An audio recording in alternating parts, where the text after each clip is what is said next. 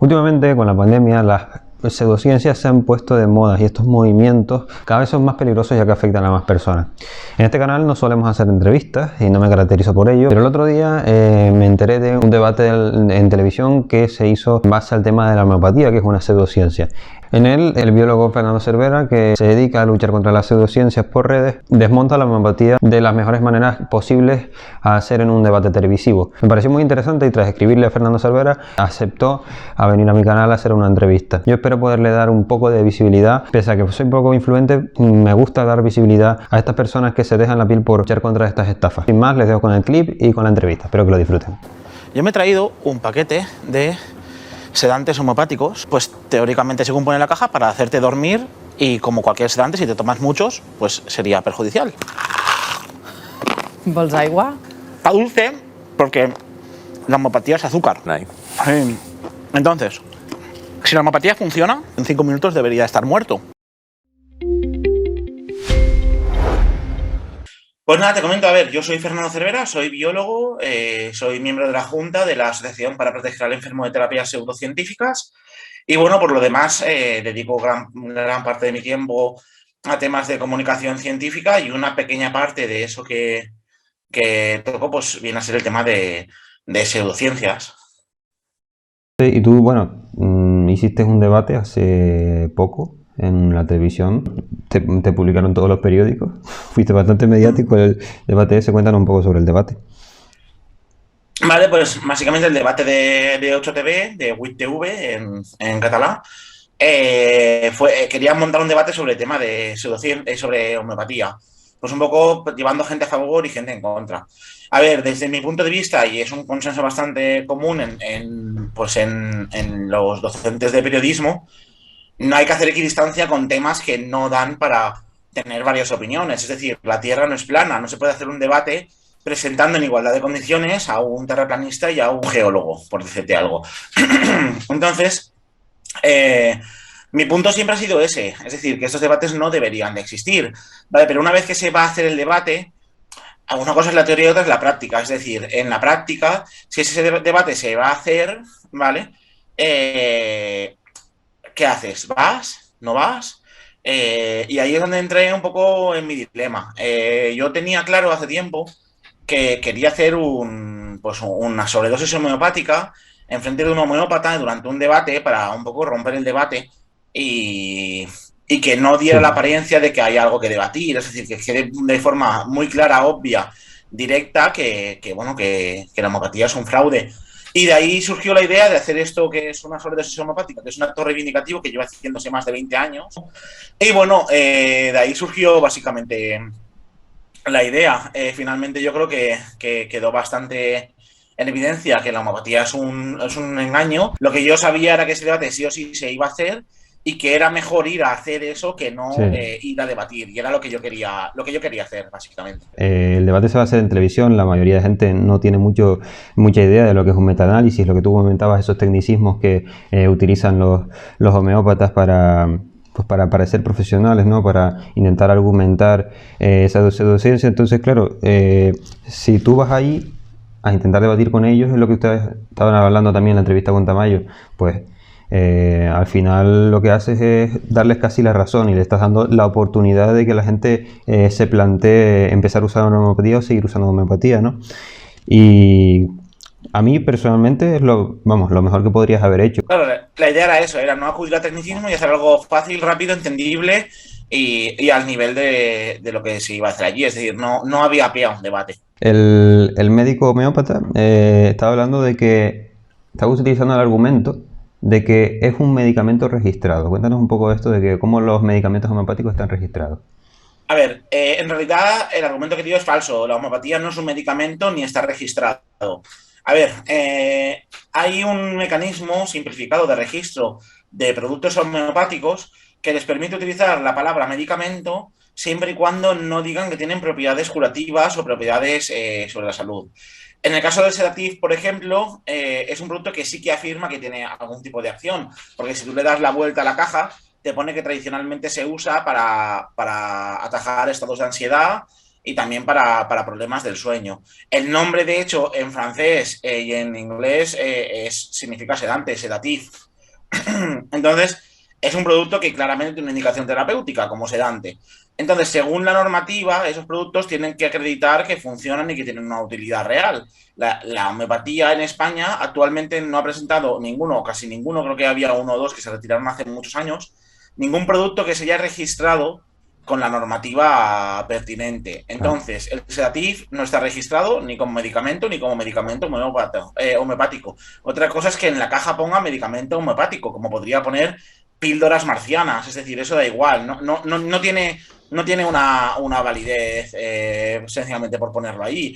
Entonces, la homeopatía se podría registrar como producto sin ningún tipo de función, ¿vale? Pero claro, eso no vende. ¿Quién te va a comprar unas pastillas que valen 15 Ya. euros la caja y que te ponga no hace nada? Entonces, lo que ellos hacen es poner indicaciones terapéuticas, pero para eso tendrían que aportar pruebas y no lo hacen. Más allá de lo que diga la homeópata, obviamente está ahí para defender su negocio, pues bueno, eso es una cosa, pero la realidad es otra bien diferente. Seguramente haya salvado muchas vidas porque las cosas como son. Creo que, vamos, la gente salió con la idea de que la homeopatía no funcionaba para nada después de tu ejemplo, ¿no? De tu demostración.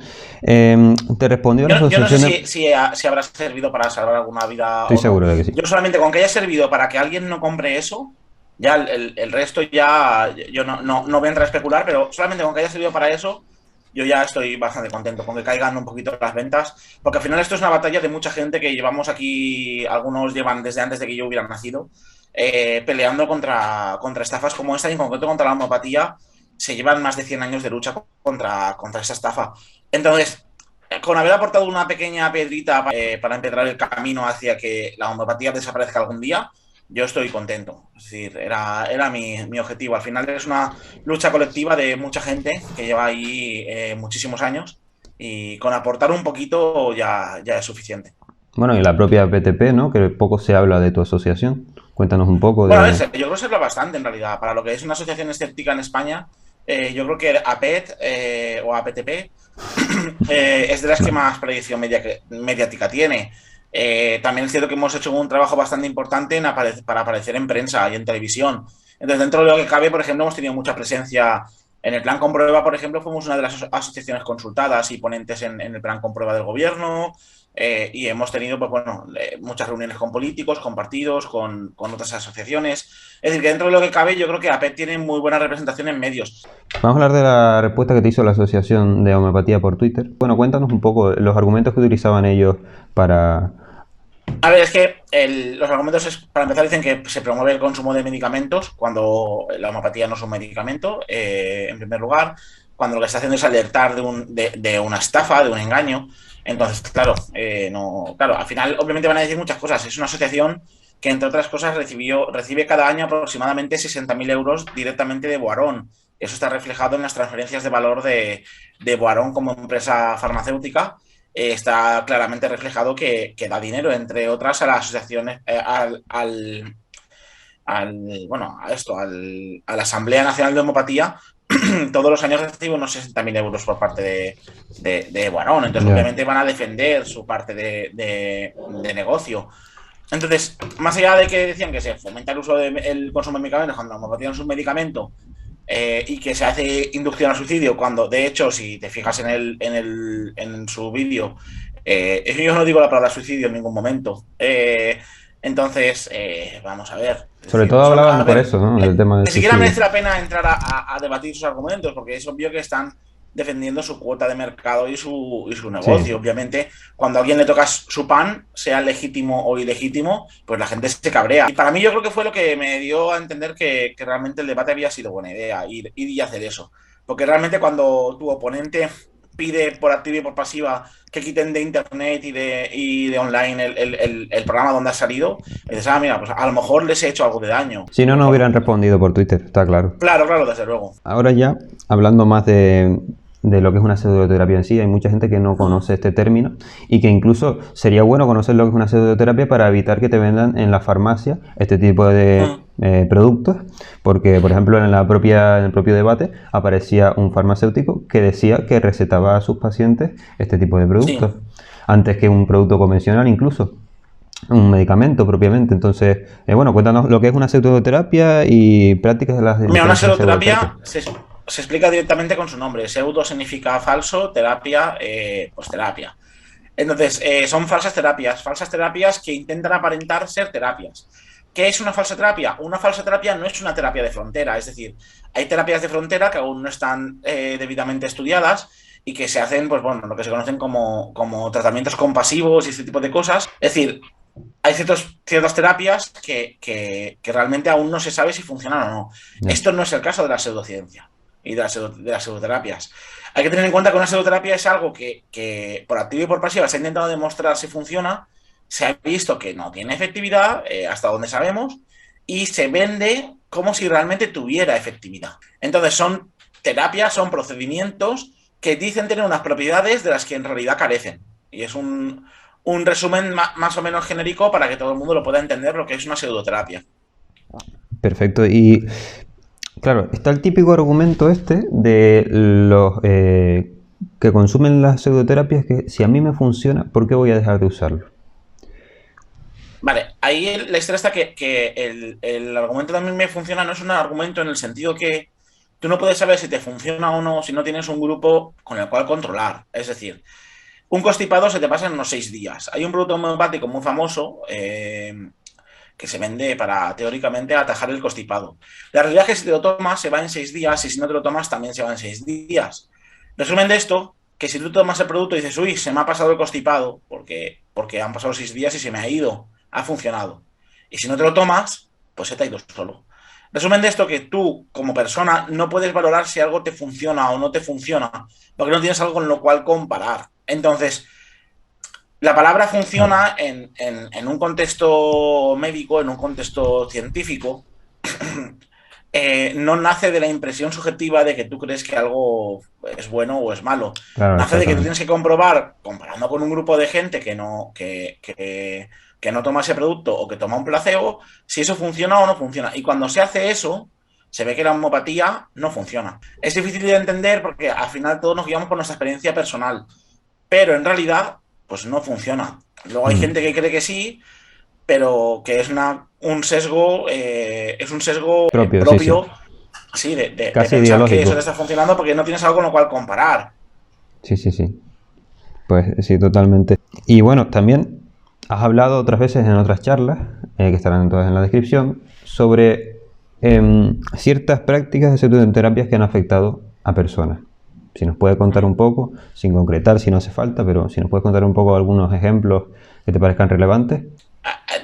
Las pseudoterapias pueden afectar de muchas formas, desde la mera estafa económica, que es relevante, por ejemplo, con el fraude del Biovac, hubo mucha gente que vendió muchas pertenencias suyas para comprar un producto que un grupo de médicos afirmaba que podía curar a pacientes de cáncer terminal. Cuando tú estás en una situación desesperada y te vas a morir, el dinero deja de tener importancia.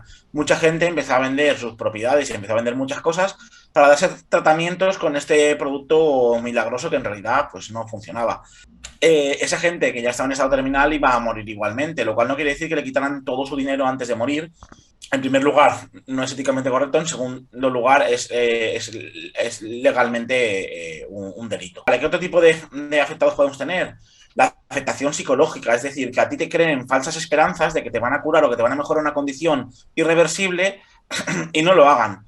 Te dan falsas esperanzas y luego cuando ves que eso no se cumple, te puede generar una gran desafección y un proceso psicológicamente muy complejo y negativo. Eso para hablar de los dos tipos Sí, de afectados de los que nunca se habla, a pesar de que en las estafas económicas se entiende claramente. Con el tema de la estafa del Fórum Filatélico de las preferentes, nadie decía, bueno, pero no mató a nadie. Las preferentes, el banco no mató a nadie, solamente le han quitado todo su dinero, hombre. Tampoco exageremos. Nadie ya. dice eso, porque es obvio que eso también es un daño. Pero luego vamos al daño en la salud. El daño en la salud, pues básicamente eh, puede venir desde que te produzcan un daño y no te maten, ¿vale? Por ejemplo, hay casos de gente que le han retirado su tratamiento contra la hipertensión para tratárselo con cualquier pseudociencia, desde homeopatía a ajos, ¿vale? que al no tomarse su medicación le ha dado una subida de tensión muy elevada, eso le ha producido un derrame en cierto sitio de su cuerpo y ha tenido una afectación para el resto de su vida derivada de no haberse estado medicando. Eso en primer lugar. En segundo lugar, ya cuando estamos hablando de muertes.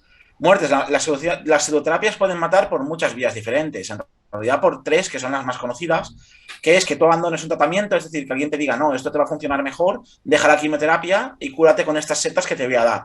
Entonces, si tú te tomas esas setas que te da, obviamente te deja la quimioterapia, rechazas todas tus posibilidades que tenías de curarte. No quiere decir que tú fueras a sobrevivir, pero cuando vas a los grandes números, a las estadísticas, lo que ves es que la gente que hace eso tiene un 500% más de posibilidades de morir. ¿Eso en qué se traduce? En que obviamente las pseudoterapias matan. No se puede decir exactamente a quién han matado, porque es una cuestión de grandes números. No se sabe persona por persona si iba a sobrevivir o no iba a sobrevivir. Hubo un caso muy mediático, que fue el de Rosa, una economista, salió publicado en prensa, que tuvo un bulto en el pecho. Un homeópata le dijo que tomara unas pastillas de homeopatía para reducir el bulto. Obviamente pasaron los años, aquello no solamente no se redujo, sino que aumentó, hasta que fue a otro médico y les hicieron un estudio y dijeron, no, es que esto es cáncer. Entonces esa mujer, si hubiera oído un médico de verdad que no lo hubiera engañado, pues podría haber tenido alguna posibilidad de sobrevivir, porque el cáncer de mama en estadio primario, la tasa de supervivencia es cercana al 100%. Pues en estadios más avanzados es muy baja. Pues ahí pasa un poco lo mismo. No se puede saber exactamente si Rosa hubiera sobrevivido o no, si hubiera sido del 0,5 o del 1% que no sobrevive en ese estado, ¿vale? No se puede achacar directamente, en ese caso concreto, la muerte de la pseudociencia, pero de nuevo, si vamos a los grandes números, sí. Y luego está el daño directo, que en ese caso sí que se achaca directamente al producto. En homeopatía, por ejemplo, muertes causadas directamente por homeopatía. Hubo un caso muy mediático hace poquito de unos bebés que murieron tras consumir productos contaminados con belladona. Y hay muchos artículos científicos relatando study cases de gente que ha muerto después de consumir productos homeopáticos porque estaban contaminados. Hacer productos que casi no tienen legislación detrás y que son de fácil producción, pues al final lo que ocurre es que hay una industria ahí que no tiene unos controles muy claros y al final pues pueden venir contaminados. Hablando de homeopatía, pero hablando de acupuntura, por ejemplo, pues hay muchos casos registrados de gente que ha muerto tras sufrir una perforación en un pulmón o un derrame en algún sitio. La quiropráctica, por ejemplo, se relaciona con muchos casos de derrames cerebrales que pueden desembocar en muerte. Es decir, que son los daños directos. Entonces, las pseudociencias, en resumen, pueden matar por tres vías, que es abandono de tratamiento, retraso en el tratamiento o daños directos producidos en el paciente. Vale, perfecto. Genial. Ya la última pregunta. Te voy a preguntar sobre el libro, que tienes un libro que se llama El arte de vender mierda. Me encanta el título. Y bueno, aparte de que nos cuentes sobre lo que es el libro en sí, preguntarte cómo empezó todo, cómo empezó esto de la pseudociencia. Pues básicamente, a ver, empezó como una broma. Nosotros, estudiantes en la universidad, queríamos hacer una broma, una página paródica sobre una pseudoterapia. Queríamos inventar una pseudoterapia y bueno, pues por una serie de historias en un foro que teníamos de divulgación, llegamos a la idea de hacer una pseudoterapia basada en heces humanas. Entonces la idea era que las cacas con imanes y diluidas en agua podían curar. Le llamamos fecomagnetoterapia. Y bueno, en realidad, a partir de eso hicimos una broma, pero mucha gente empezó a creérselo de verdad. Entonces nosotros, cuando empezó a ocurrir eso, vimos que teníamos una oportunidad de intentar movernos en círculos de pseudociencias para demostrar que crear una pseudociencia es muy fácil y que luego nadie te pide nada. Claro. Y eso hicimos durante bastantes años, estuvimos infiltrados en el mundo de las pseudociencias. Con esta pseudociencia paródica, en la página web se veía claramente que era una parodia. Uno de los doctores, por ejemplo, era blanco y en unas partes de la página web y en otras partes era negro. Es decir, que era evidentemente un engaño. No estaban estafando ni nada. Pero estuvimos durante años moviéndonos en ese círculo y esa experiencia la escribimos en El arte de vender mierda.